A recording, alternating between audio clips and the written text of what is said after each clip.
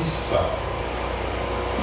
où il est dit à la voix du septième ange, tous les mystères. Non, la Bible n'a pas dit ça, le mystère de Dieu s'accomplirait comme il l'a annoncé à ses serviteurs, les prophètes. Nous avons vu aussi que chaque messager, quand il entre en scène, il doit se présenter. Jean s'est présenté, Jésus s'est présenté, et William Branham doit aussi se présenter. Il doit nous dire ce qu'il est venu faire. Parce que si nous ne parlons pas aux croyants, nous parlons aux ministres, nous voulons faire une petite étude. Quand Branham vient, nous disons, qu'est-ce que toi tu es venu faire? Dans Messieurs, c'est le signe de la fin. Prêché le 30 décembre 62, je prends le paragraphe 114. Il dit ceci. Maintenant, il proclame ce messager. Le septième ange ici proclame son message à l'âge de Laodicée.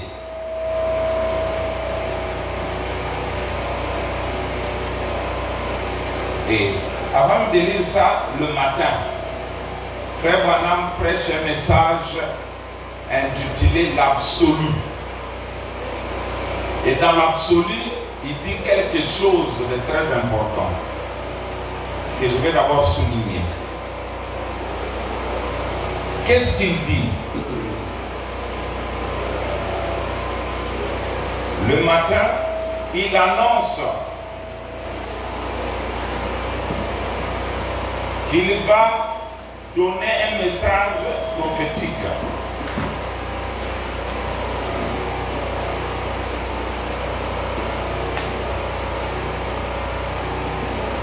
Qu'est-ce qu'il va faire? Le pasteur Toto. Dieu vous bénisse.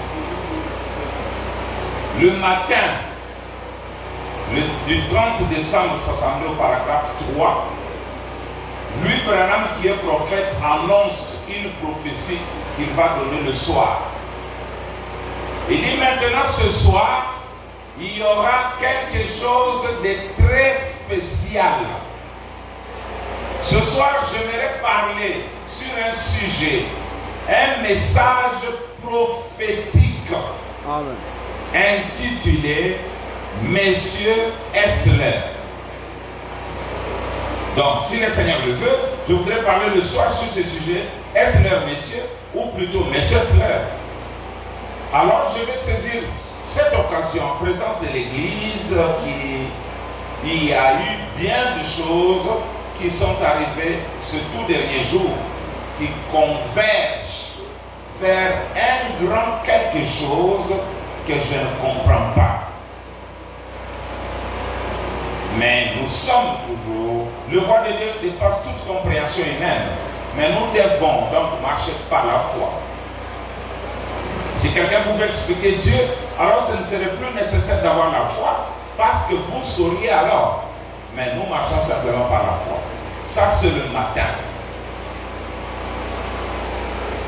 Le matin, il annonce que le soir, il va prophétiser. Donc, je vais prophétiser. Vous croyez que je suis prophète, mais venez le soir, je vais prophétiser. Et qu'est-ce qu'il dit? Nous retournons dans Messieurs le signe de la fin, là où nous avons lu au paragraphe 114. Il dit maintenant, il proclame, ce messager, le septième ange ici, proclame son message à l'église de Laodicée. Remarquez son genre de message. Là, il est en train de prophétiser. Or, cela ne s'adressait pas au premier ange, qui est Paul, ni au deuxième ange, ni au troisième, ni au quatrième, ni au cinquième, qui est Luther, ni au sixième, qui est Wesley, mais c'est le septième ange qui avait ce genre de message. Qu'était-ce? Remarquez son genre de message. C'est mystères de Dieu qui sont écrits dans le livre. Quel est son message? Accomplir tous les mystères qui sont écrits dans le livre. Le septième ange met fin à tous les mystères qui sont restés en suspens dans toutes ces organisations et ces dénominations. Le septième ange les réunit et met fin au mystère entier. C'est ce que dit la Bible. Il met fin au mystère du livre écrit. Voilà. Branham, qu'est-ce que tu es venu faire? Je suis venu pour mettre fin à tous les mystères qui sont écrits dans la Bible. Je suis venu accomplir tous les mystères qui sont écrits dans le livre. Là, c'est la prophétie. Maintenant, l'exercice suivant, nous allons voir quels sont les mystères qui sont écrits dans le livre. Le mystère de la translation, le mystère de la résurrection, les mystères de sa venue, les mystères, il dit, moi, je vais les accomplir. Toujours dans la même prédication, paragraphe 158, il supplie aux frères d'écouter 1000 fois. Il dit, oh là là, je souhaiterais pouvoir faire comprendre cela aux gens. Amen. Afin qu'ils puissent vraiment ne manquez pas ceci. Une fois. Amen. Ne manquez pas ceci. Amen. 2 fois. S'il vous plaît, ne le faites pas 7 fois. 3 fois. Je suis sur le point de vous quitter. Ne manquez pas ceci. 4 fois. S'il vous est arrivé une fois d'écouter, alors écoutez maintenant 5 fois. Ces choses sont au dos du livre. Et au moment où le 7e ange sonne la trompette, tous les mystères qui sont écrits dans le livre sont accomplis. Et immédiatement, le livre qui était ouvert et écrit à l'intérieur est fermé. Les mystères de Dieu sont accomplis. Et ce sont les mystères de Dieu. 2 points. Le départ de l'Église et toutes ces autres choses. Les mystères sont terminés. Lorsque ce 7e ange proclame tous les mystères, c'est terminé. Qui qu'il soit, quoi que cela puisse être, la parole de Dieu ne peut faillir. Et il a dit, mais au jour de la voix du 7e ange, un sonnet de la trompette, le mystère de Dieu s'accomplirait comme il a annoncé à ses serviteurs, le prophète. Donc dans la prophétie, Frère Branham précise ce qu'il doit faire. Et quand nous allons évoluer, nous allons lui poser la question. Ce que tu avais prophétisé au soir du 30 décembre, et c'est encore à venir ou c'est du passé? C'est juste une façon enfantine que j'essaie de présenter pour que nous puissions saisir quelque chose. Branham, le matin, dans l'absolu, tu nous dis que tu vas prophétiser le soir. Et le soir, tu as prophétisé. Tu nous as dit ce que tu vas faire. Maintenant, en 65, si tu peux nous dire quelque chose là-dessus, ce que tu étais venu faire là, est-ce du passé ou c'est à venir? Alors, dans quelle attraction sur la montagne?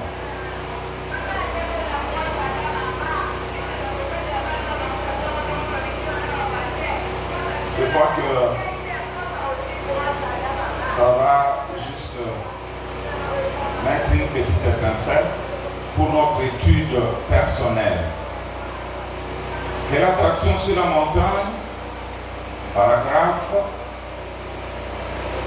152.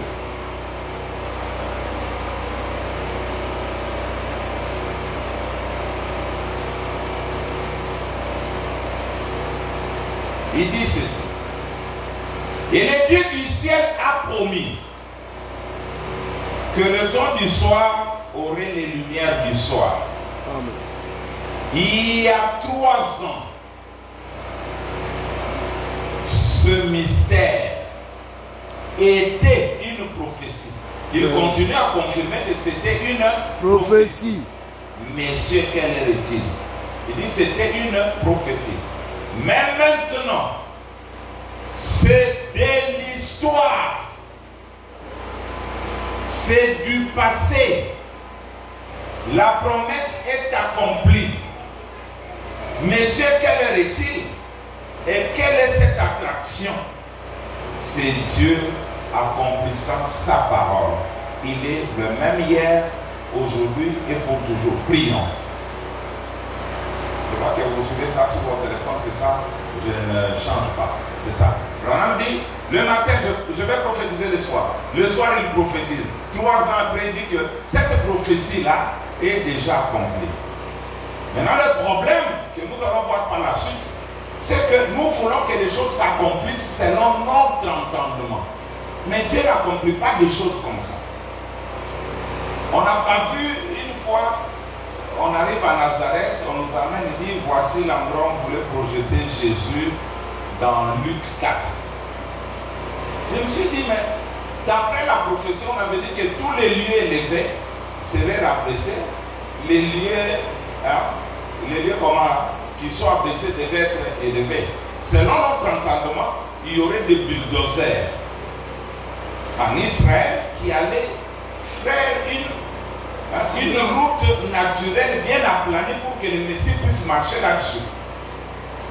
Et si Israël a raté le Messie, c'est pas vraiment il s'était fait des schémas, des tableaux.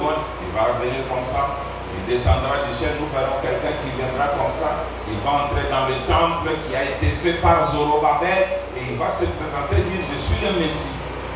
Or, le mot là, les concepts doivent être définis. Descendre du ciel, ce n'est pas descendre, ce n'est pas un mouvement de haut en bas, mais c'est un changement de forme.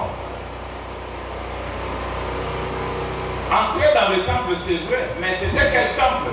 Ce n'était pas le temple en pierre, mais c'était le temple de son corps.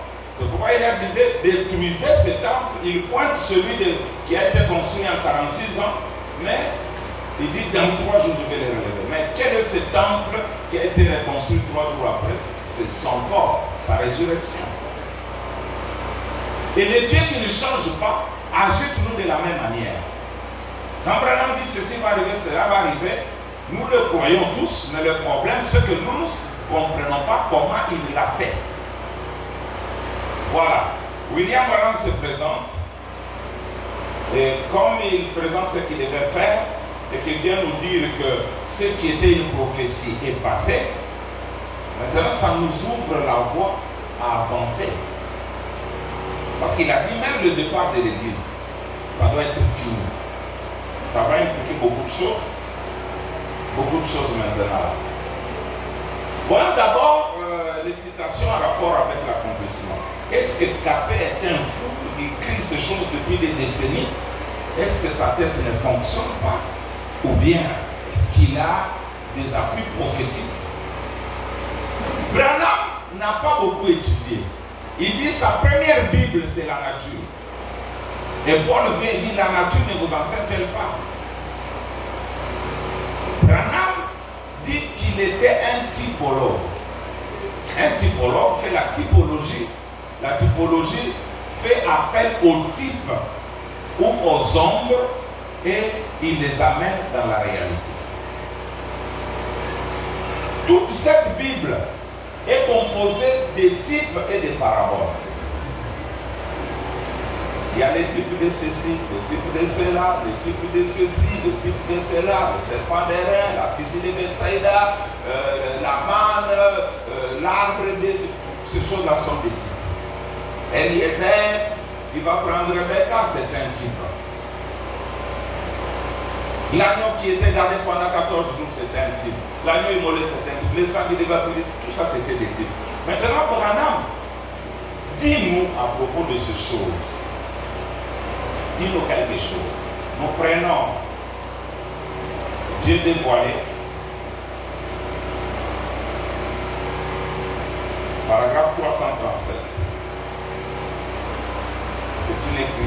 dire chérie. Même si je suis sous perfusion, même si je commence à perdre la connaissance, mais ce passage, je ne peux pas l'oublier. Il dit ceci, Dieu dévoilé 337. Il dit toutes, virgule, voyez-vous, toutes les paraboles de la Bible. Quelqu'un a une Bible ici. Si quelqu'un peut me donner sa Bible. Moi j'en ai des chroniques. Et toutes, voyez-vous, toutes les paraboles de la Bible, tous les types de la Bible sont manifestés ici même devant nous. Qui sont nés avant 64, qui lèvent la main. Avant 64, qui sont nés avant 64? L'opinion sera petite. Donc, quand Branham déclare ça, peut-être nos parents n'avaient même pas encore eu la pensée de nous concevoir. Nous sommes nés, nous avons trouvé ces écritures. Alors, nous serons malheureux si nous devons discuter à propos. Il dit toutes les paraboles de la Bible, tous les types de la Bible sont manifestés ici même devant nous. Les mêmes Dieu dans la colonne de feu qui a écrit la Bible, l'Ancien Testament, aussi bien que le Nouveau, est ici même en train de la manifester. Amen. De montrer précisément ce qu'il en était et de confirmer et d'en donner l'interprétation lui-même. L'interprétation, oui. Et pour confirmer ce que c'est bien l'interprétation. Oui. Dieu a compris sa parole en la confirmant. Il a compris sa parole en la manifestant. Que la lumière soit et la lumière fut. Il dit tous les types de la Bible. Il n'exclut aucun type. Il n'exclut aucune parabole. Le prochain exercice, si on nous donne la possibilité, ça sera de prendre chaque type et chaque parabole, commencer à la montrer. La parabole du fils prodigue, on va montrer qui est le premier fils qui était resté fidèle à Dieu, qui est le fils qui s'était égaré. Nous allons montrer Jésus qui est resté fidèle, qui est né par la Vierge. Mais Branham, par le péché, il est parti. D'abord en gros. Mais par le sang, par la rédemption, il revient et il reçoit une grande gloire. On lui donne un ministère plus prospère que celui de Jésus. Amen. On fait la fête. On va prendre chaque parabole, les semeurs, la parole de ceci, on va démontrer que toutes ces choses-là sont arrivées. Donc, quand moi j'étudie la parole, je ne vois aucun type et aucune parabole qui est restée. Si nous allons voir Eliezer, nous verrons qu'Eliezer c'est Branham. C'est lui qui est allé chercher Rebecca. Et Rebecca, c'est qui? C'est toi, l'épouse. Alors si Eliezer t'a abandonné en chemin, tu vas commencer à te débrouiller pour voir Isaac, tu ne le connais pas. Isaac aussi ne connaît pas Rebecca. Et Isaac et Rebecca, leur confiance c'est dans le Eliezer Branham. C'est lui qui va te prendre de chez toi avec le chameau, il t'amène s'il te trompe. Il dit, papa Eliezer, qui est celui-là? C'est lui mon mari Isaac dont tu m'as parlé. Il dit non, c'est pas encore lui, c'est là, c'est son envoyé. Qu'est-ce que Rebecca allait faire? Elle allait faire quoi? Elle allait croire. Parce que toute sa confiance était dans Eliezer.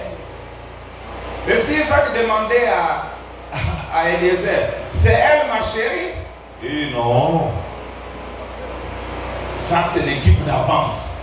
Ta chérie vient après. Eliezer allait croire parce que toute sa confiance était dans Eliezer.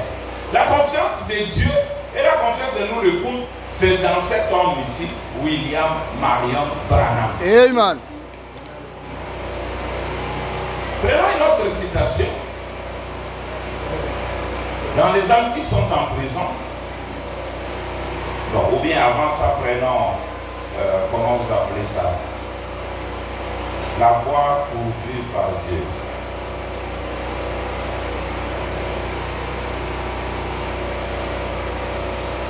La voie pourvue par Dieu, c'est prêché le 6 février 64. Là, je place juste des citations, puis on va commencer à exploiter des points chauds, comme nous sommes ici à point chaud. Paragraphe 3. Vous verrez que quand une chose est accomplie, le problème n'est pas dans l'accomplissement, mais le problème est dans la compréhension. Nous croyons, nous les nations, que le Messie est déjà venu, on l'a tué, mais ce qu'il attendait, les Juifs là, disent non, ce n'est pas lui. Vous pouvez faire des débats pendant 1000 ans. Eux vont camper dans leur position et nous allons camper dans les nôtres. Et c'est la même chose aujourd'hui. Dans tout est accompli ici, même si je me monnaie à vous le démontrer, il y aura toujours des gens qui diront non. Je cherche aussi une citation pour montrer que ce n'est pas ça. Oui, c'est perpétuel, mais entre-temps, nous nous édifions. Paragraphe 3. William Branham dit ceci. Maintenant, il y a eu toutes sortes de ministères. Dieu, dans ces derniers jours, je crois, nous a donné tout ce qu'il a dans son livre. Amen. Pas une partie, tout. Tout. Tout ce qu'il a promis, nous l'avons vu. Pas nous les verrons. Tout ce qu'il a promis, nous l'avons vu. Frère Branham, nous l'avons vu, mais quel est le problème?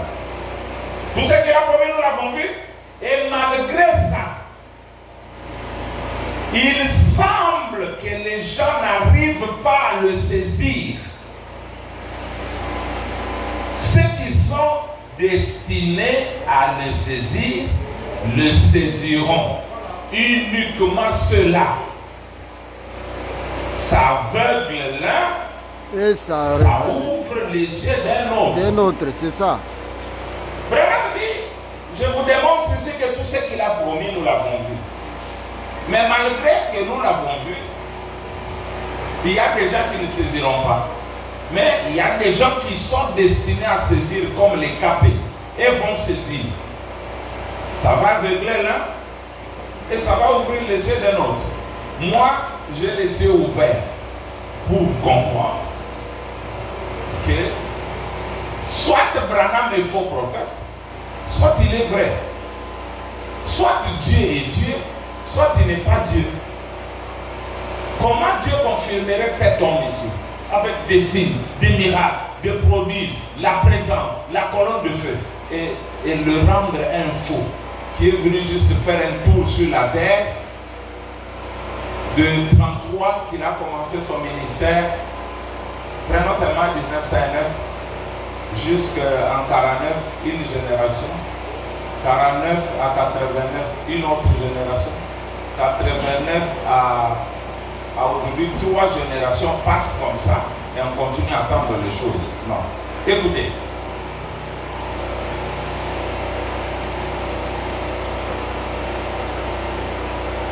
Prenons, j'ai dit quoi, les hommes qui sont en prison maintenant. La voix de Dieu 129.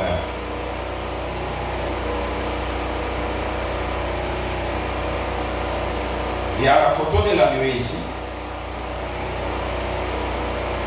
Tout le monde connaît la nuée. Voilà, elle est là. Yo. Merci. Nous avons fait trop de bruit avec moi ici. Présente ça à l'assemblée. Non, présente ça. Alors, on a fait trop de bruit, on a fait trop de débats là-dessus. Mais voyons William Branham décortiquer ça qui nous dit ce que c'est. D'emblée, vous voyez ces anges ici, quand Frère Branham décrit Dieu dans l'éternité, il était une fontaine de cet esprit de Dieu. En venant dans le temps, il y a eu une subdivision. Nous avons eu à la fin des temps les mêmes qu'il avait formés dans les péchés sont venus les former. Et c'est la fin de l'histoire. Il dit, qu'en est-il de vous, Église, qui êtes ici, et qui m'avait entendu dire, il y a 6 ou 8 mois, comment il avait dit, c'est ainsi dit le Seigneur, je m'en vais à Tucson en Arizona, il y aura une explosion. Oh, voilà. Je vais le lire dans la parole de Dieu, là c'est bien dit.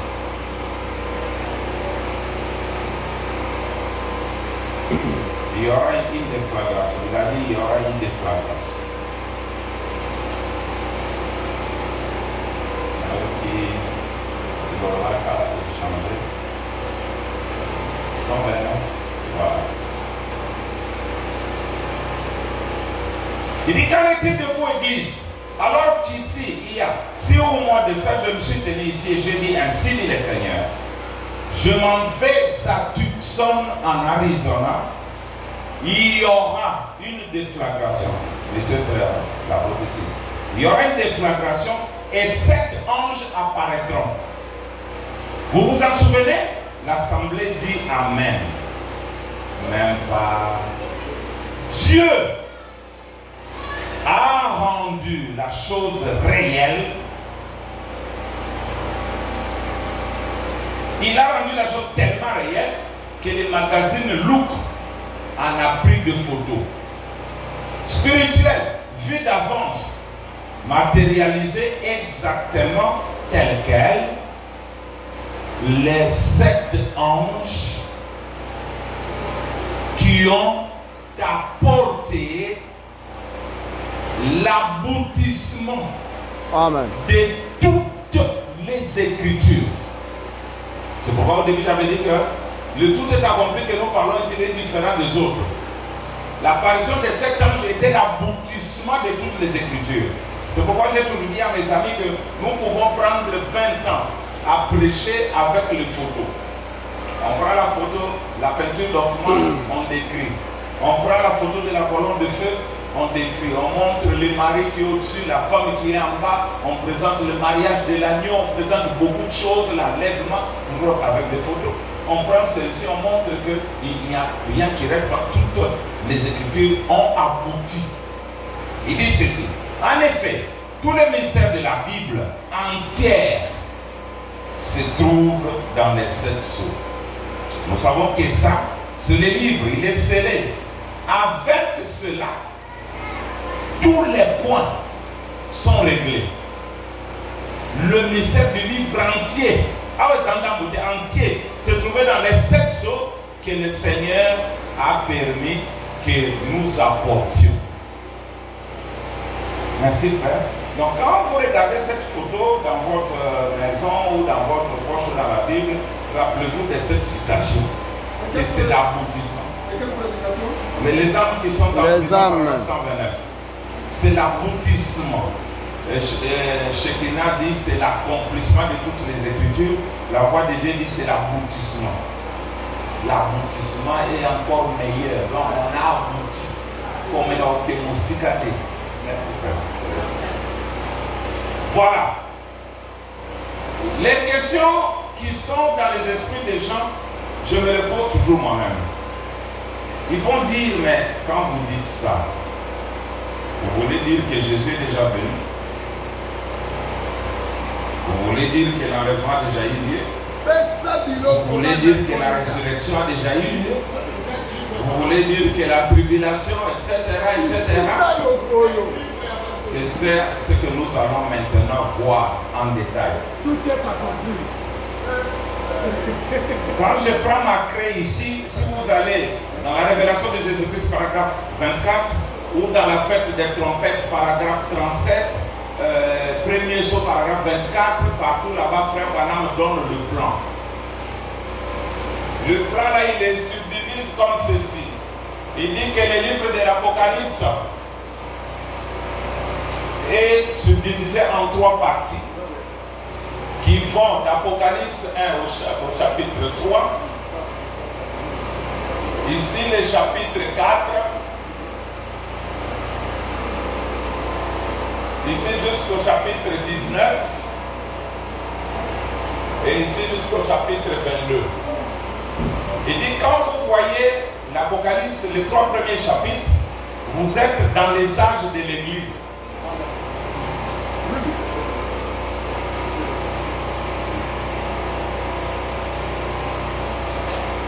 L'Église ne va pas au-delà du chapitre 3. Le dernier chapitre, c'est Apocalypse 3, verset 14, écrit à l'ange de l'Église de Laodicée. Et quand on termine l'âge de Laodicée au chapitre 3, la scène change. Vraiment, on dit que la scène change du Patmos au ciel. Il dit aussitôt au chapitre 4 ici, la voix qu'il entendait sur terre, dans les âges de l'Église, lui parlait maintenant en haut et lui a dit, monte ici. Et aussitôt je fus ravi en esprit. Quand il monte au chapitre 5,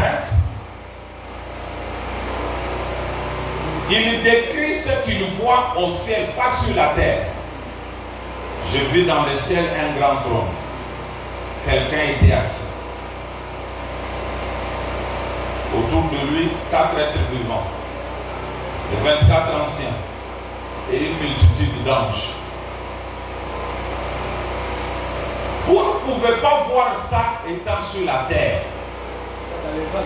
Et celui qui est assis sur le trône, il dit, il avait un livre encore fermé, scellé de 7 sceaux. Le sceau, ce livre-là, est ouvert après que Jean soit monté au ciel. Pas même au chapitre 5, parce que les sceaux ont commencé à être ouverts au chapitre 6. Au chapitre 5, tu vois le livre fermé. Lui qui s'était réjoui, je m'envolerai au gloire, je me suis envolé dessus dans l'enlèvement. Et il entend là-bas dans son enlèvement qui est digne de prendre le livre et dans l'ombre le sceau. Au ciel, sur la terre, partout, il n'y avait personne. Et Jean pleurait dans son enlèvement. Parce que beaucoup ont prêché l'enlèvement comme étant la fin. Non, après l'enlèvement, il y a la rédemption. Montrer comment les choses sont faites. Il a pleuré. Mais ses pleurs étaient de courte durée parce qu'on lui a dit ne pleure pas. Voici les lions. Les lions ont vaincu. Et quand nous allons prendre les 3 Bibles, nous vous montrerons que nous sommes déjà dans l'âge du lion. Amen. Et quand on va au-delà du lion, on retourne à la Vierge. Dans l'âge du lion, il n'y a pas l'enlèvement. L'enlèvement est resté dans l'âge du cancer, dont la planète gouvernante est la lune. Les lions, c'est le soleil. Quand nous prendrons les âges de l'église, vous verrez qu'après la pierre fêtière, il n'y a plus rien là-dessus. La pierre fêtière vient après l'enlèvement. Quand nous prenons la Bible à papier, vous voyez vous-même là où nous sommes en train d'aller. Alors, vous voyez, l'église est fermée à l'enlèvement. Et Branham dit que l'enlèvement de Jean était le type de l'enlèvement de nous tous. Nous serons enlevés et voir le livre scellé. Je vais lentement. Quand on lui dit que l'agneau a pris le livre, il s'est réjoui. Il y a eu des cris dans le ciel. Il y a eu des chants. Il y a eu un jubilé dans le ciel quand l'agneau a pris le livre pour ouvrir le sceau. Maintenant, les gens éveillaient comme nous, on posait la question à Frère Branham. Frère Branham, dis-nous un peu. Qui sont ces gens qui sont en train de chanter quand l'agneau a pris le livre? Est-ce que ce sont les saints qui ont été enlevés? Non. Frère Branham, l'enlèvement a eu lieu au chapitre 4. Mais au chapitre 5, l'agneau prend prends les livres, les gens chantent. Qui chante là? Et ce sont les enlevés. Branham commence par répondre, il dit non, ce n'est pas eux. Non, il n'a pas encore réclamé son bien, ce sont les anciens, il a parlé. Et la plupart, je vais dire, 99% des pasteurs lisent cette écriture jusque là où il dit non, il s'arrête. Et pourtant Dieu a opéré un miracle dans la salle. Quand Branham répond, il dit non, nous allons lire ça maintenant. Il passe à une autre question. Quand il passe à la question, les dieux tout-puissants, créateurs des cieux et de la terre, descendent dans la salle. Branham dit non, il y a quelque chose qui ne va pas. Aussi sûr que c'était, il y a quelque chose qui ne va pas. Il y a quelque chose qui ne va pas. Il n'y a personne qui est malade dans la Bible, dit non, tout le monde va bien. Mais un frère dit, frère Branham, retourne à la question que tu venais de répondre. Frère Branham dit non, il dit c'est ça. Quand Branham il dit, oh, j'avais commis une erreur. Donc celui qui ne corrige pas, qui se limite là, prêche l'erreur.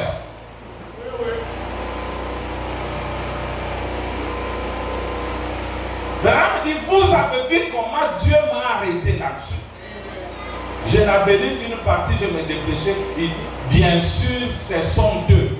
Ce sont les enlevés qui ont chanté quand l'agneau a pris le livre. Lisons ça. Question-réponse sur le sceau. Vous avez les livres déjà ouverts, mais vous attendez l'enlèvement. Imaginez. J'ai mal compris. Question-réponse sur le sceau. Je pense que c'est question 21 ou 23. Attendez, je vois ça pour vous. 23. Yo et pas ma cambo, mais bingo la traîné par pan de la compréhension. Politique à tout s'est mis d'aller. Oh, on a et tout le temps. D'une même source ne sort par l'eau amère et l'eau douce. Mais là, c'est Branham. Branham, quand il dit ça et ça, il parle à deux groupes différents. Il parle aux Laodicéens et il parle à nous qui sommes dans l'âge éternel. Et chacun se retrouve. Question 23. Yo, il faut la salle à tout. Mariage et divorce, on comprend déjà. Pour tuer ta compagnie verticale. Il faut que yo, la question quelques semaines. Écoutez la question. Pasteur Charles croyait toutes ces choses, mais a-t-il des morts le mot pour vous? Allez, moi moquer, mais nous on continue. Moi-même, dans mon cercle, je crois que je mourrai, tout le monde mourra. Bon, ça, tout le monde mourra. Dans Apocalypse, du verset 5 à 9, qui sont ceux-là qui chantent quand l'agneau prend le livre Est-ce que ce sont les saints qui ont été enlevés? Au paragraphe 267, il commence à répondre non. À 6, 5 et 9 plutôt non. Si vous faites bien attention, ceux-ci ne sont pas les saints. Il n'a pas encore réclamé son bien. Voyez, ce ne sont pas les saints. Si vous faites bien attention, il commence à répondre négativement à cette question jusqu'au paragraphe 269 où il dit ça, c'est le groupe céleste. Ce ne sont pas encore les rachetés. Très bien. Et beaucoup nous lisons là, nous limitons. Et aussitôt, Branham prend une autre question. Frère Branham, si tous les hommes pieux, oui, les hommes pieux sont pris dans l'enlèvement, d'où Élie et Moïse viendront-ils? Écoutez, 270, Branham commence. Il y a quelque chose qui cloche.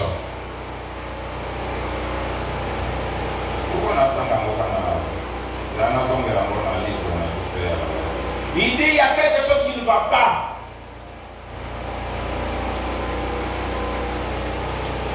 Ceux qui séjour de Branham, ils peuvent arriver. Dieu vient.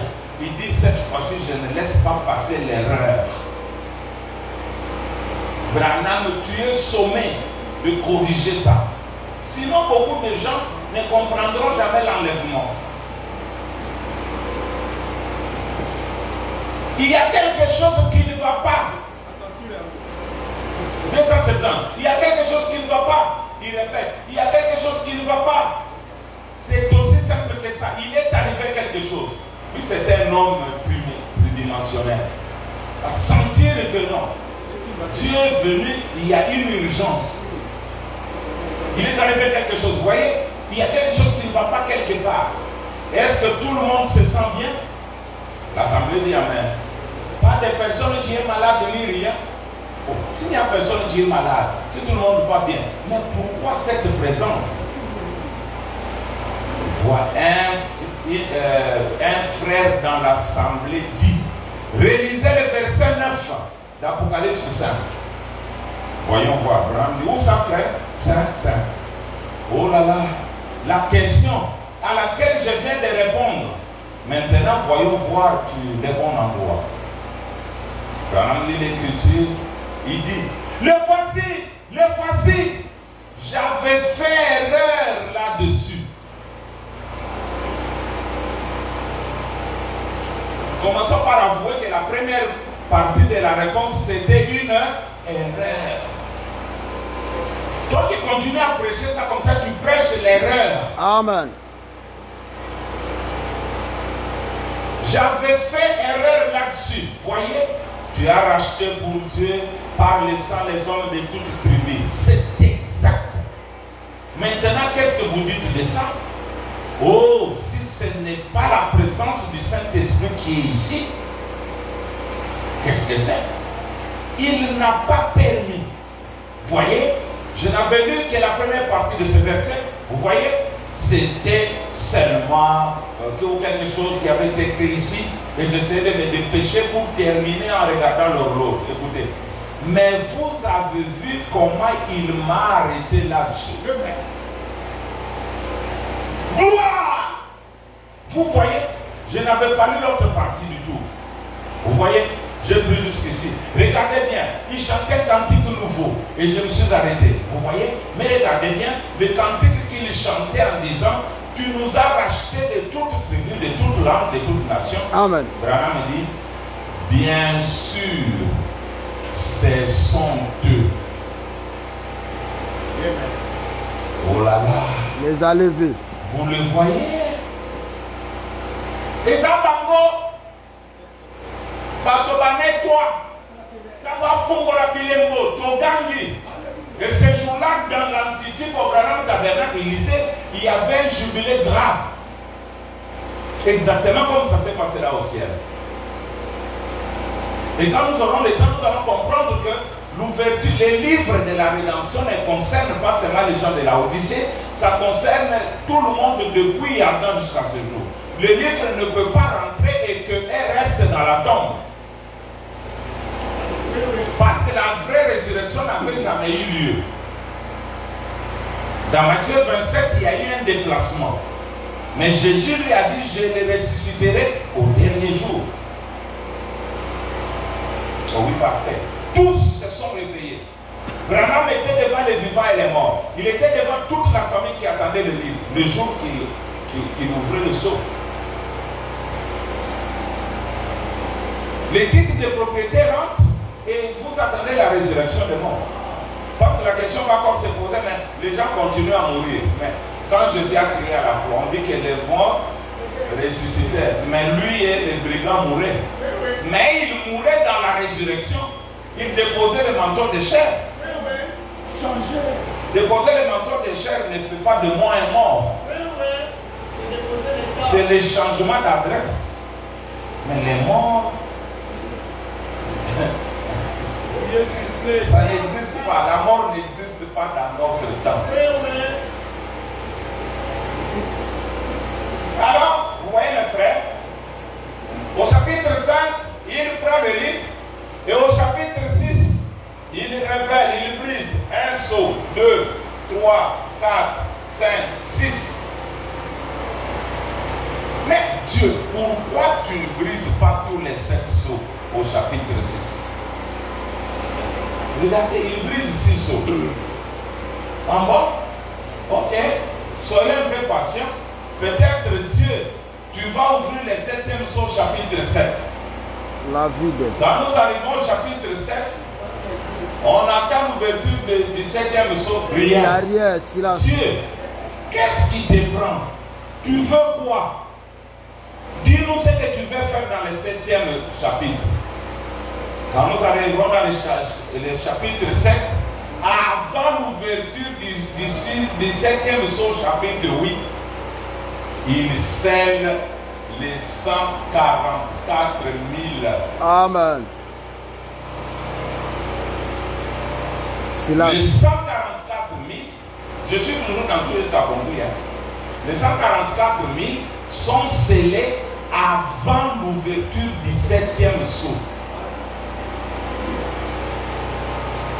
On va le lire. Ce qui va montrer que attendre l'enlèvement, c'est une bonne idée.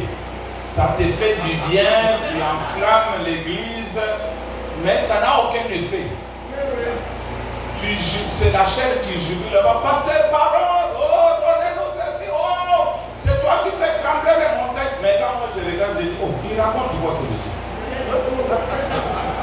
Parce que Branham dit, avant que je j'arrive là, Branham dit, l'antichrist. Pasteur Nzama, on s'entend bien, mais pourquoi aussi ça va se rencontrer? Les sceaux, moi et lui, nous croyons que la révélation des sceaux ne révèle pas seulement Christ, ça révèle aussi l'antichrist. C'est ce que frère Branham, vous pouvez le lire au paragraphe 42-44 du 2e sceau. Pendant qu'on révèle Christ, on révèle aussi l'antichrist. Parce que les deux ont commencé leur course ensemble. Et ils mûrissent ensemble. Ils sont tous révélés au même moment. Et tout celui qui dit que l'antichrist est révélé, mais il attend l'enlèvement, il est en train d'insulter Dieu.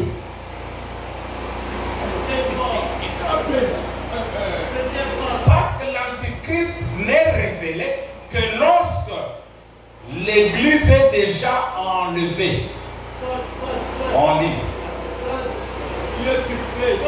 Papa modérateur, vous dit que vous avez l'attend en garde ma campagne. Oui. Allons dans le premier saut. Prenons le premier saut.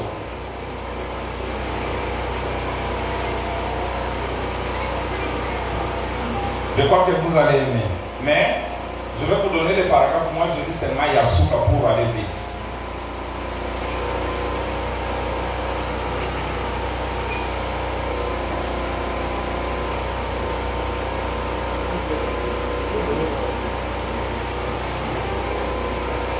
Voilà. Nous sommes dans le premier saut.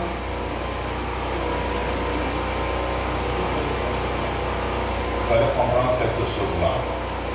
Vous commencez au paragraphe 84. Il parle du mystère décrit dans 2 Thessaloniciens, chapitre 2, verset 7. Où on parle du mystère de l'iniquité opère déjà. Déjà au temps de Paul, le mystère de l'iniquité opérait. Il dit seulement celui qui le retient le fera jusqu'à ce qu'il soit loin. Il y a quelqu'un qui retenait ce mystère-là, c'était l'épouse de Christ. Il dit, quand l'épouse de Christ sera loin, c'est alors que le mystère-là sera révélé. Il dit qui? Celui qui le retient. Vous voyez un mystère, le mystère de l'iniquité. Il lit, etc. Vous allez le lire à la maison. Mais pour terminer, au paragraphe 87, il dit, vous voyez, il sera révélé en son propre temps. Pas maintenant, au temps de Paul. Il dit, pas en ce temps-là. Voyez-vous, pas en ce temps-là, mais en son temps. Vous voyez, quand est-ce qu'il est révélé? Branham dit, à l'ouverture de ce sceau. nous allons savoir exactement ce qu'il en était. Qui était cet homme d'iniquité? Qui est cet homme de péché? Cet individu qui commet l'iniquité. Mais il doit être révélé en son temps. Quel temps? À l'ouverture de ce sceau. Prenez. 88 dit à l'ouverture du sceau, en son temps. Paul a dit pas de mon temps, mais au temps où il sera révélé. Branham, quand on a ce nom il dit quoi? 93, 94, pour terminer. Il dit ceci. Quelle déclaration? Qui déclare? Pasteur Charles, qui déclare? Rami, quelle déclaration? Oh là là! Une fois l'épouse enlevée, c'est là que cet homme de péché va se révéler. Mais il est déjà révélé. On attend l'enlèvement. Moi, je vous donne raison. Pourquoi? Parce que même l'enlèvement ne nous a pas été bien prêché par nos anciens. Il n'était pas bien prêché. Pourquoi? Est-ce volontairement? Non. Dieu avait voulu qu'en ce temps-là, ils aient cette petite lumière pour nous faire avancer. Et Dieu espérant que vous autres, le voyant, vous allez venir. Le message, la manière dont il est prêché aujourd'hui, par vous tous, ce n'est pas de la même manière qu'il était prêché à l'époque. Il y a eu beaucoup d'évolution, mais c'est la volonté de Dieu. Quelle déclaration! Oh là là! Une fois l'épouse enlevée, c'est là que cet homme de péché va se révéler. Tu as rempli le bouteille de sueur. Il est révélé, l'antéchrist c'est tel, le solo révélé, nous les connaissons. Mes frères, le jour que l'enlèvement va avoir lieu, vous allez voir. Quand moi je regarde, je dis, je suis où?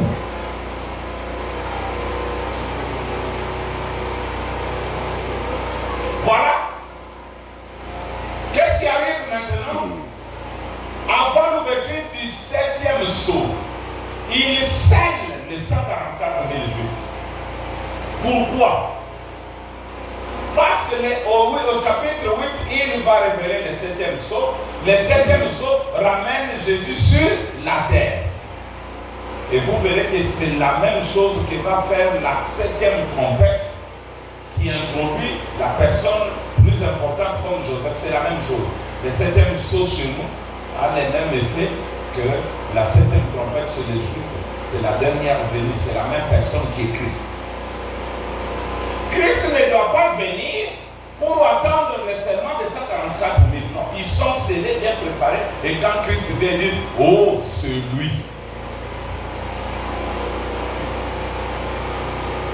Le 7e sceau, je ne sais pas si vous pouvez le lire dans votre livre, est révélé après l'enlèvement, je veux dire, le serment de 144 000. Quelqu'un peut nous lire le chapitre 7, rapidement. Chapitre 7 de l'Apocalypse. Et quand je dois avancer, pendant qu'on nous cherche à lire, vous verrez maintenant que le 7e soit révélé au chapitre 1, au verset 1 du chapitre 8. Vous avez trouvé, lisez frère. Verset 1, chapitre 7. Après cela, j'ai vu. Après quoi? Après cela quoi? Après les 6 sceaux. Après avoir ouvert les 6 sceaux. Après cela, j'ai vu 4 anges debout aux 4 coins de la terre. Il les tenait les 4 vents de la terre, afin qu'il ne soufflât point de vent sur la terre, ni sur la mer, ni sur aucun arbre. Et j'ai vu un autre ange qui montait du côté du soleil vivant et qui tenait les sceaux du Dieu vivant. Il cria d'une voix forte aux 4 anges à qui il avait été donné de faire du mal à la terre et à la mer. Et il dit, ne faites point du mal à la terre, ni à la mer, ni aux arbres jusqu'à ce que nous ayons marqué du sceau les fronts des serviteurs de notre Dieu. Et j'attendis le nombre de ceux qui avaient été marqués des sceaux, 144 000 de toutes les tribus des fils d'Israël. Merci beaucoup. Vous pouvez vous arrêter même là. Maintenant, prenez le chapitre 8, verset 1. Quand il ouvrit le 7e sceau, Voilà. Après le serment des 144 000, il y eut dans le ciel un scellement d'environ un silence. d'environ une demi-heure. Merci. Reste seulement là. Regardez ce qui arrive au verset 2. Et je vis les 7 anges qui se tiennent devant Dieu et 7 trompettes leur fit donner. Ah, très bien. Vous voyez, juste après l'ouverture du sceau, on donne combien de trompettes aux anges? 7. Regardez maintenant. Du chapitre 8 ici jusqu'au chapitre 9, il y a eu aussi seulement 6 anges qui ont sonné leur trompette. Tous les 7 anges n'ont pas sonné leur trompette ici. Exactement comme Dieu l'avait fait ici. Nous disons, ok Dieu, comme 6 anges ont sonné leur trompette, bon, voyons voir peut-être au chapitre 10, on va sonner la 7e trompette. Quand nous arrivons au chapitre 10, on cherche la 7e trompette, elle n'est pas là. Mais Dieu fait quelque chose. Il y a un ange puissant qui descend,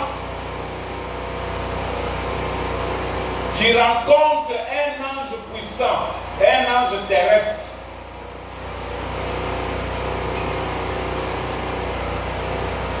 Et les deux, par leur incarnation, forment l'étoile de David. Regardez, l'espace qui est entre les chapitres 6 et 7, c'est l'espace qui est entre les chapitres 9 et 11. Parce que quand nous arriverons au chapitre 11, c'est alors que le 7e ange va sonner sa trompette. Mais avant la 7e trompette, avant le 7e sceau, Dieu traite avec les Juifs. De ce côté, on a les 144 000 qui sont scellés. Et ici, on a l'ange puissant qui va tout droit aux Juifs. Parce que pour ce qui est de l'Église, c'est terminé. Que ce soit la 7e trompette, que ce soit le 7e sceau, ça sonne après le serment de 144 000. C'est là qu'on a posé la question à Branham. Toi, un homme des nations, qu'est-ce que tu fais dans la période juive? Branham va nous répondre si on a le temps. Peut-être dans les questions, je ne sais pas comment les réunions se déroulent ici. Branham vous dit non, moi je suis Malachie 4. Moi, Malachie 4, Jean-Baptiste n'est pas ici. Jean-Baptiste, c'est Malachie 3. Mais Malachie 4, c'est moi, Saint Branham. Et j'ai deux choses à faire. Ramener les cœurs des enfants au Père et prendre les cœurs des pères, ramener les enfants. Branham n'est pas seulement le prophète des nations, il est le prophète et des nations et des Juifs. Soyez bénis. Nous allons le trouver si on a toujours le temps. On va aller. Disons d'abord pourquoi Dieu a laissé cet espace ici. Il a sauté, qu'est-ce qu'il y avait? 7e saut, paragraphe 62. Il dit maintenant, comme nous le remarquons ici, ce n'est qu'un seul verset du 7e saut. Alors, nous aimerions faire quelque chose juste un petit peu avant. Si vous remarquez, nous avons sauté le chapitre 7. Quand on lit le 7e saut, il dit, si vous remarquez, nous avons sauté le chapitre 7. Le chapitre 6 se termine par le 6e saut. Mais, entre le 6e saut et le 7e saut, il y a quelque chose qui arrive. Vous voyez? Et c'est vraiment beau. C'est placé exactement au bon endroit entre les chapitres 6 et 7. Maintenant, si vous remarquez au chapitre 7, nous remarquons qu'entre le 6e et le 7e, il y a un intervalle Un intervalle entre le chapitre 6 et 7 du livre d'Apocalypse. Et c'est entre le 6e et le 7e saut que cet intervalle a été placé. Donc nous voulons remarquer ça. Il est très important que nous remarquions ce petit espace de temps. Vous voyez que l'ouverture des sauts, c'est pas ça. Premier saut, cavalier sur le cheval, deuxième saut, tu prêches tous les 7 sauts en une semaine. Oui, j'ai vu. Je connais un pasteur d'une très grande église. Il a prêché les 7 âges de l'église, un âge et demi par séance. Or, Branham dépose des choses qu'il faut décortiquer. Vous voyez que vous lisez le 7e soir, il y a beaucoup de choses là-dedans. Il dit que c'est très important qu'on puisse remarquer cet espace. Là, je prends, vous prenez le paragraphe 82-83 rapidement pour qu'ils nous disent cet espace, mais moi je prends juste le paragraphe 83, 17e saut toujours. Il dit, ça n'a absolument rien à voir avec l'âge de l'église du tout. Ils sont Israël, absolument. Maintenant, nous allons lire dans quelques minutes. Or, cet intervalle entre le 6e, les sauts, cet intervalle, il dit, c'est la peine et le scellement des 144 000 justes qui sont appelés pendant la période de la tribulation, après que l'Église est partie. Vous voyez, ça n'a rien à voir avec l'âge de l'Église du tout. Où ils sont appelés. Et cela s'harmonise parfaitement avec l'Écriture. Les 3 dernières semaines de Daniel, les demi de Daniel, qui ont été fixés sur le peuple de Daniel. Vous voyez, pas sur les nations, sur le peuple de Daniel qui était juif. Maintenant, frère, si vous allez dans Apocalypse 11, je ne sais pas, au verset 15, c'est là que vous verrez le 7e ange qui va sonner sa 7e trompette. Wana Masolo ici, on n'a pas le temps de voir Moïse et Élie, nous verrons tout ça, même là où sont leurs cadavres, parce qu'ils doivent être tués dans une rue spirituelle appelée Sodome, Égypte. Or, il n'y a que les naturels ne peuvent être tués que dans une rue naturelle. Et là, quand on parle d'une rue spirituelle, ça commence à être autre chose. Nous allons redéfinir Moïse et Élie. Mais avant ça, mes frères, parce que tout est accompli, il y a beaucoup de choses. Je veux d'abord que nous puissions voir, parce que tout le monde ici, quand vous passez ici, vous prêchez toujours en français. Ce qui fait que, au moins, vous pouvez compter de 1 jusqu'à 100. Même celui qui n'a fait que l'école primaire peut compter 1, 2, 3, 4, 5 jusqu'à 100. Maintenant, l'écriture que nous allons lire ici, soit les gens les font expressement, soit ils ne croient pas William Branham. Compter, tout le monde peut compter. Comptons alors.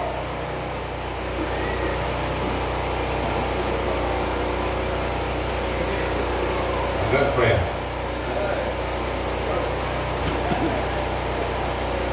Alors, dans ces paroles de promesses infaillibles,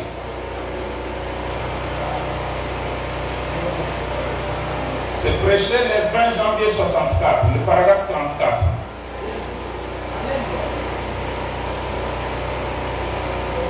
Personne ne va dire qu'il ne sait pas compter. Tout le monde ici dans la salle sait compter, même les autres pasteurs qui dorment.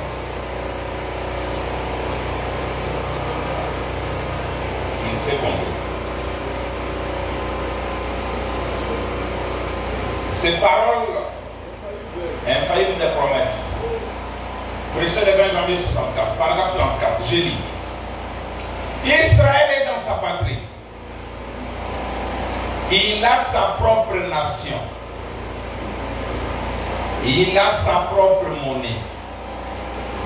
Son propre drapeau. Il est membre des Nations Unies. Il est une nation pour la première fois depuis environ 2500 ans. Depuis qu'il avait été une nation. Et Jésus lui avait promis que la génération et dans la Bible, une génération compte 40 ans. Amen. À partir du moment où Israël est devenu une nation, comptez 40 ans, quelque part dans cet intervalle, Cet il événement. reviendra. Amen. Dans cet intervalle. Amen. Faut côté. Il faut côté. Quelque part dans là. cet intervalle, il viendra. Amen. Et si c'est la vérité, alors c'est la porte de la vérité. Amen. Une fois quand j'étais dans l'océan Indien, j'avais prêché un message intitulé Pourquoi les milliards ne verront jamais sa venue? Vous savez pourquoi? Parce qu'ils attendent Jésus sous cette forme. De Hoffman. Alors que lui-même, pour annoncer sa seconde venue, il est monté sur la montagne de la Transfiguration. transfiguration. Signifie quoi? Changer de forme. Changer de visage. Oui, il avait bien déterminé.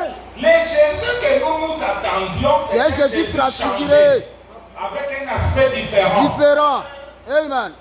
La seconde venue doit d'abord être prêchée de cette façon-là, montrer qu'il sera changé. Maintenant, nous allons voir comment il sera quand il sera changé. Oui.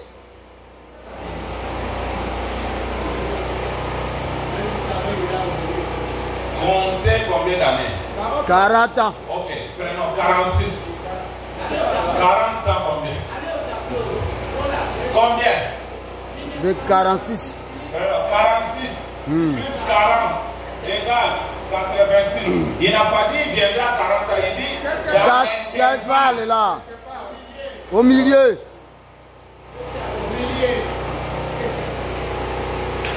Et ça a été, c'est vraiment.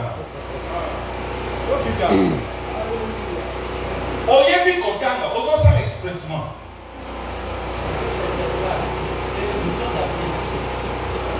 Tu connais compter. Oyebi Kotanga.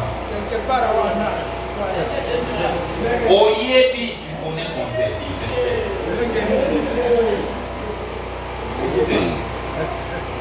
Pourquoi les Juifs sont rentrés? Pourquoi ils rentraient chez eux? Ils ont dit, nous ne rentrons pas pour mourir, mais pour voir notre rêve. Merci. Quand ils rentraient, vous connaissez l'âge qu'ils avaient.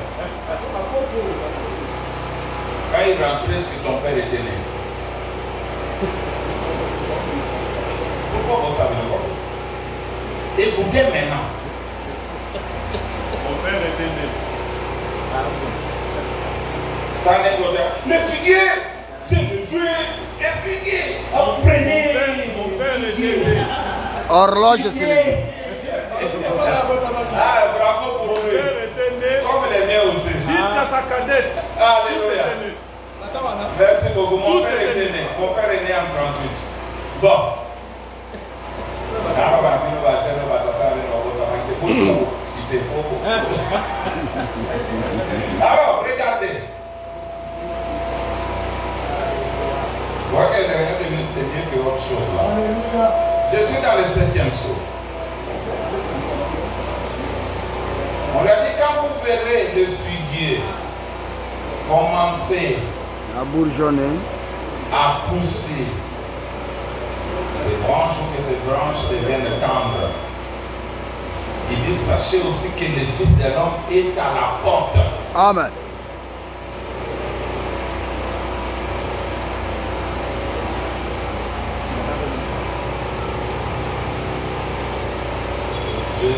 Je dis ça, la génération. Quelle est cette génération qui était concernée? C'est nous? C'est notre génération ici? Non. Écoutez, cette émission commence au paragraphe 186. Je vous le dis en vérité que cette génération ne sera pas consumée, supprimée, ce peuple et tout cela. Rendu quoi? Qu'est-ce qui ne sera pas supprimé? Ils ont toujours essayé d'exterminer les Juifs de la terre. Ils ne réussiront jamais à le faire. Mais remarquez, la génération même des Juifs qui verrait le retour en Palestine, c'est cette génération qui verrait ces choses arriver. Apparemment, beaucoup n'ont pas saisi. Quelle est la génération qui verrait les choses arriver? C'est la génération même des Juifs là qui rentraient. Hey. Or, mes frères, vous êtes des historiens, tous presque sont déjà morts. Tous ceux qui étaient rentrés. Et tu as dit parmi les derniers qui restaient, c'était Netanyahu. Je voulais dire Ariel Sharon. Je ne sais pas si Netanyahu était aussi parmi ceux qui étaient rentrés. Son grand frère. Maintenant, la génération qui devait voir ces choses est déjà passée, une autre est passée, une autre est passée. Moi, je dois me tenir du haut de la chaise, continuer à montrer aux gens, la génération là, ceci, cela, ça va venir. Branham dit que quand vous lisez les messages, tirez vos propres conclusions. Oui. Et je tire mes conclusions avec Branham en appui. Par conséquent, Dieu n'a pas le droit de me juger. S'il me juge, je lui oppose Branham. C'est ton homme que tu avais confirmé. Il a dit c'est la génération même de Juifs qui verrait le retour en Palestine. Ça fait combien de générations qui sont passées?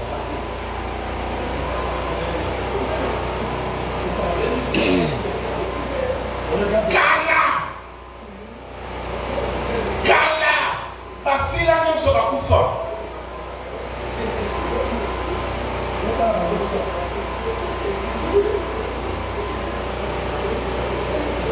Je vais lire une autre jolie citation maintenant. Pour ceux qui n'attendent pas, Pasteur Olamoudi, citation est la monsieur. Déclaration de la Moussila.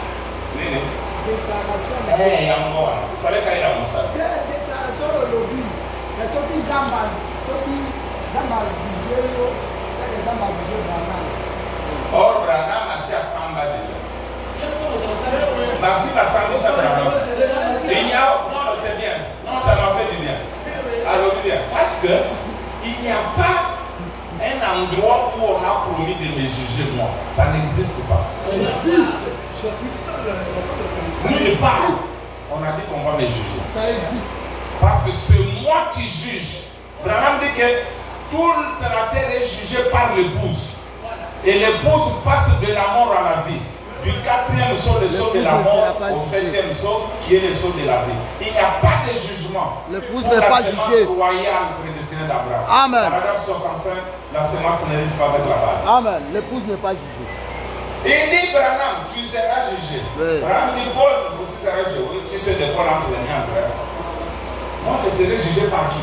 Personne. Et pourquoi? Et pourquoi il a versé le sang? J'ai accepté le décolorant et je suis parfait comme le Père Céleste est parfait. Est-ce qu'on peut juger un parfait? Non. Qui m'a déjà fait pécher? Moi. Ce sont des déclarations fortes. Aujourd'hui, cette écriture est accomplie. Écoutez mes frères, c'est beau. Écoutez, c'est beau ici. Ma question est Zoya. Écrivez des questions. Parce qu'aujourd'hui, je ne parle pas. On a réparé le carter du véhicule. On est là, sauf une minute aux alliés.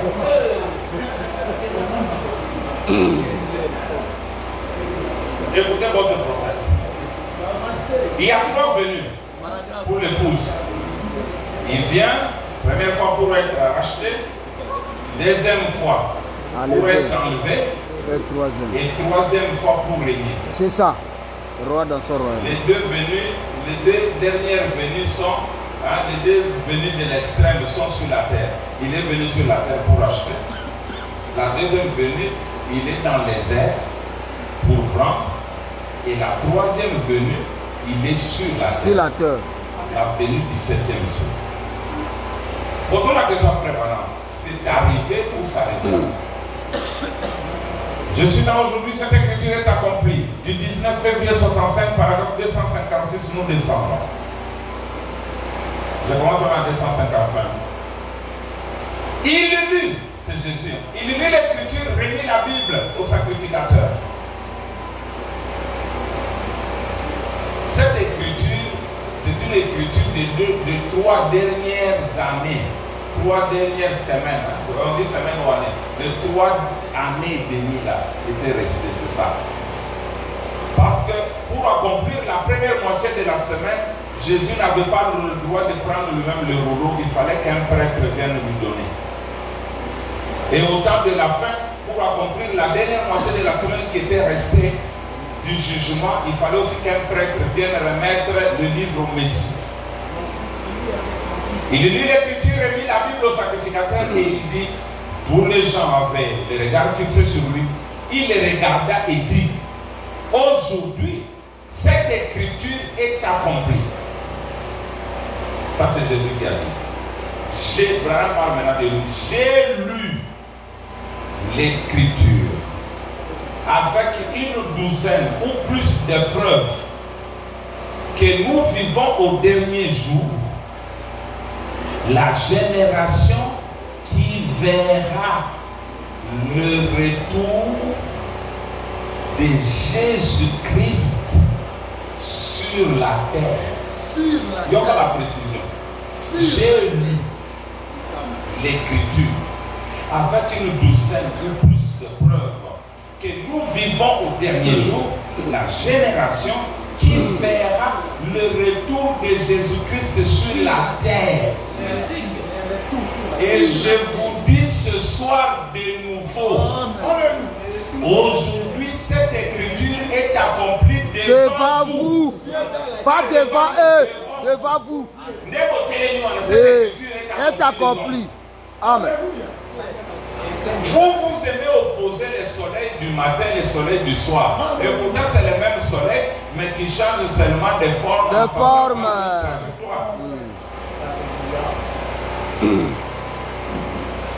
Les Juifs n'attendaient pas la venue de Jésus, ils attendaient la venue du Messie, du Christ. On n'avait pas de Christ. C'est quand il est né qu'on lui a donné le nom de Jésus. Et nous, on n'attend pas la venue de Bon, aujourd'hui, je vous dis encore ce soir, aujourd'hui, cette écriture est accomplie devant vous. Vous qui êtes à Tucson, vous qui êtes en Californie, vous qui êtes au Zambia, vous qui êtes à Point Chaud, vous qui êtes à New York, ceux qui nous sont reliés par téléphone, vous qui écoutez les bandes, qui n'aimez pas les prédicateurs, même vous qui écoutez les bandes, aujourd'hui, cette écriture est accomplie devant vous. Oh. Réjouissons-nous. Soyons dans la régresse. Quand les noces de l'agneau sont proches et son épouse à elle se prépare. Lèvons les mains et donnons-lui gloire pour tous les peuples. Il dit que Dieu vous bénisse. L'assemblée continue à se réjouir et à louer Dieu. Amen. Beaucoup d'églises là, ils adorent le diable. Parce qu'ils ont leur Christ à leur manière. Et Christ est déjà venu, Jésus est déjà venu, il est devant eux. Cette écriture est accomplie devant vous.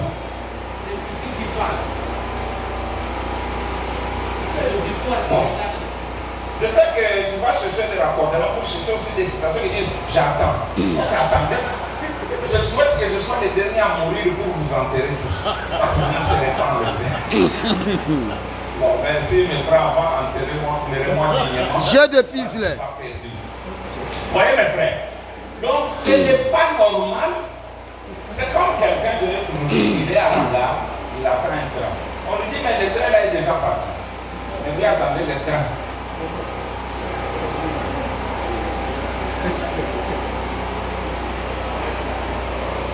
Les gens arrivent là au Branham Tabernacle, ils sont là, ils sont en contact avec Jésus, mais ils bagatez.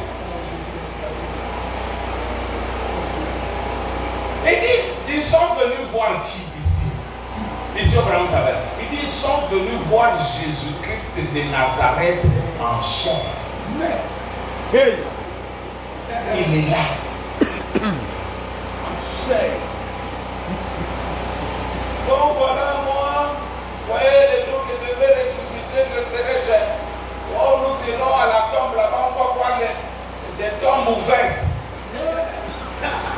la situation est là.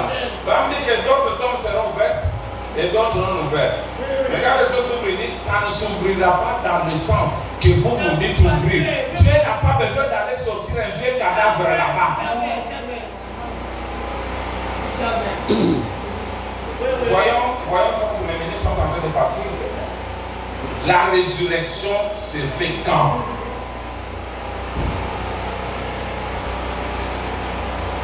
Est-ce que la résurrection s'est fait, Branham est déjà parti?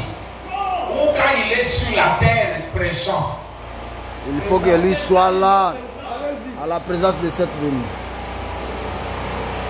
On a vu l'enlèvement, on a vu le semaine 144, on a vu la venue, bon, en peu de temps, on voit la résurrection et on voit autre chose. Prenons 247-248, la brèche. Dans les questions, nous allons parler des vins. Et Pasteur Toto, excusez-moi, est-ce que vous avez mon livre là de 50 preuves? Bon.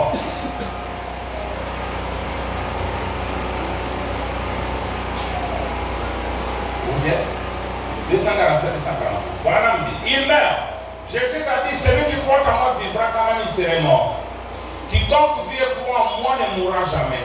Celui qui mange ma chair et qui boit mon sang a la vie éternelle, et je le ressusciterai au dernier jour. Écoutez, voilà. Peu importe qu'il s'endorme à la première veille, à la deuxième, la troisième, la quatrième, la cinquième, la sixième ou la septième, quel que soit l'endroit où il s'endorme, qu'est-ce qui va se passer? La trompette de Dieu sonnera. Oh, pour la Babadioua. Cette dernière trompette sonnera quand, frère Bana? Cette dernière trompette sonnera en même temps que le dernier ange donne son message. Amen. Et que le dernier se ouvert. Amen. Cette dernière trompette sonnera et voilà le Rédempteur qui s'avance pour prendre possession de ce qu'il a racheté, son église avait parlé. Il n'y a pas de septième ange. C'est Branham seul. S'il est parti à cette bureau, nous n'avons que deux choses. On doit tirer des conséquences. Soit il est faux, soit nous n'avons pas compris. En même temps, et dans l'âge de Philadelphie, je crois que quelque part là, il montre même l'enlèvement s'est fait au temps même du message. Il montre que la résurrection s'est faite en même temps que lui, le septième ange, est en train de donner son message. 256, même bouche, la brèche. Ici, il ajoute même l'enlèvement. Paragraphe 256.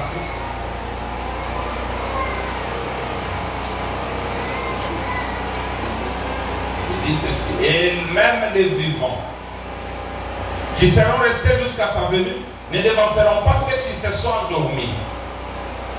Car la trompette de Dieu sonnera. À cette dernière trompette, quand le dernier sceau est brisé et que le septième ange donne son message, la dernière trompette sonnera et les morts en Christ se ressusciteront, et nous les vivants qui serons restés, nous serons ensemble, enlevés avec eux à sa rencontre dans les airs. Il les réclame. Maintenant, il s'est avancé pour réclamer son nom. Dieu ne ressuscite pas les gens à la tribu du fils de David. C'est le fils de l'homme qui ressuscite et qui enlève. Or, le ministère du fils de l'homme, c'est ici. La nuée, nous sommes au fils de David. Parce que Branham dit, il a quitté le trône du Père pour prendre son propre trône. C'est sujet racheté.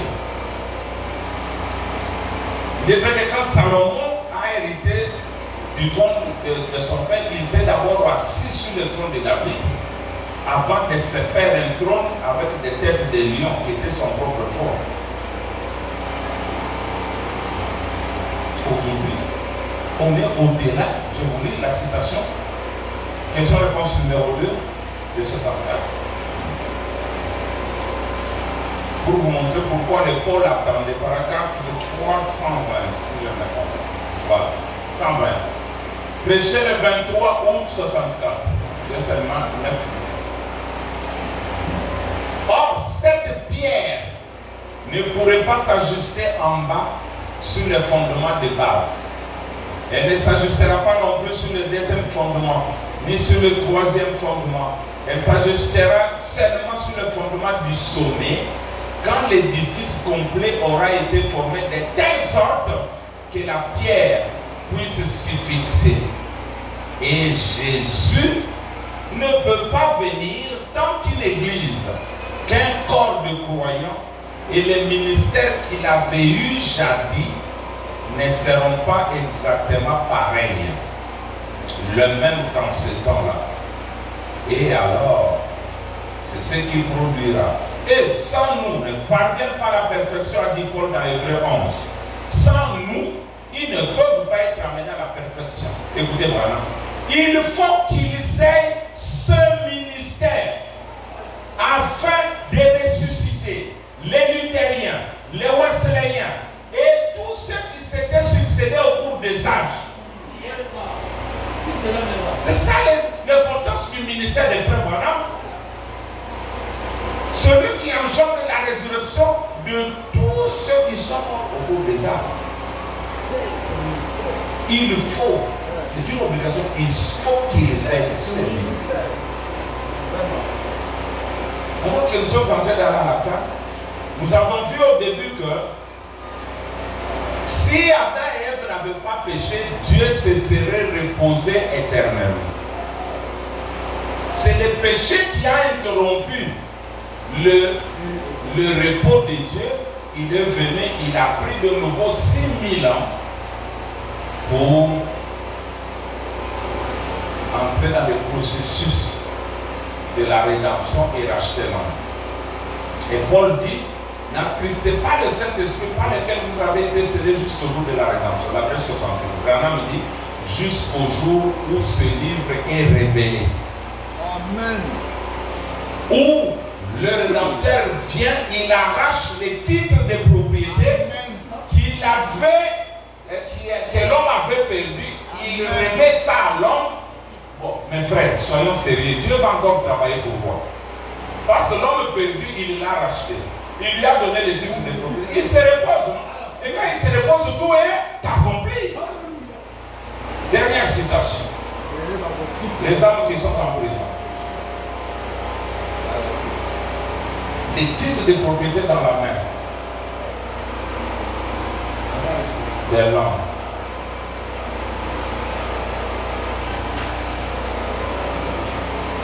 Paragraphe 347. 347, 347. Voilà. Je commence à ma 345 comme c'est beau. Ça c'est la dernière citation. Et je vais laisser quelques minutes. Si c'est ça, regardez tous les passages de l'écriture qui s'accumulent ici. Serait-ce possible? Est-ce que le troisième poule, c'est de prêcher à ceux qui sont condamnés pour l'éternité, qui ont rejeté le message du salut? Question. La question est là. Oui. Est-ce que c'est ça? Eh bien, vous dites l'église va mourir. Oui, c'est ce qu'ils vont faire. Ils vont continuer comme avant. Mais souvenez-vous, pendant ce temps,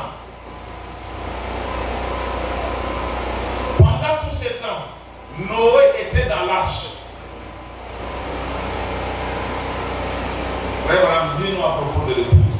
L'épouse est scellée à l'intérieur avec Christ. Amen. Le dernier membre a été racheté.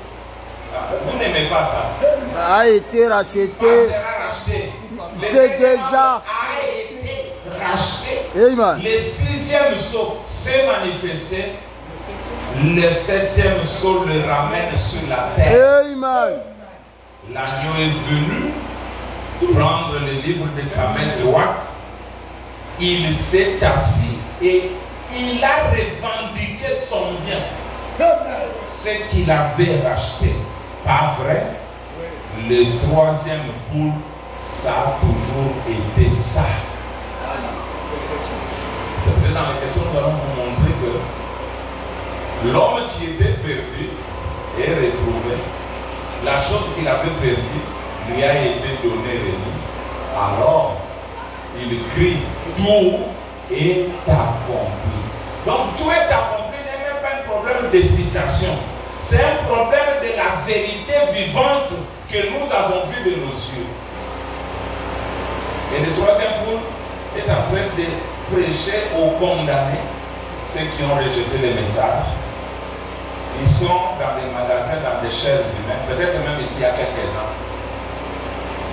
Vraiment, les avait vus là-bas, mais il les a vus sur la terre. Il a vu aussi les citoyens du ciel sur la terre, dans des vases de terre. Le ciel est sur la terre, les cieux sur la terre. Et vraiment dit la prière de notre Père. Prions, notre Père des cieux, que nous montions au règne, que ton règne vienne et nous trouve ici. Merci beaucoup pour votre attention. Papa modérateur, je vous ai laissé 3 minutes. Que le Seigneur vous bénisse. Amen, amen.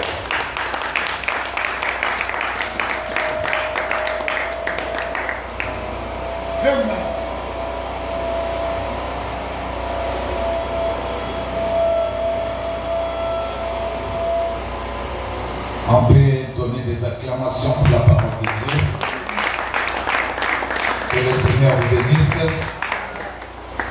Bon, c'est ça.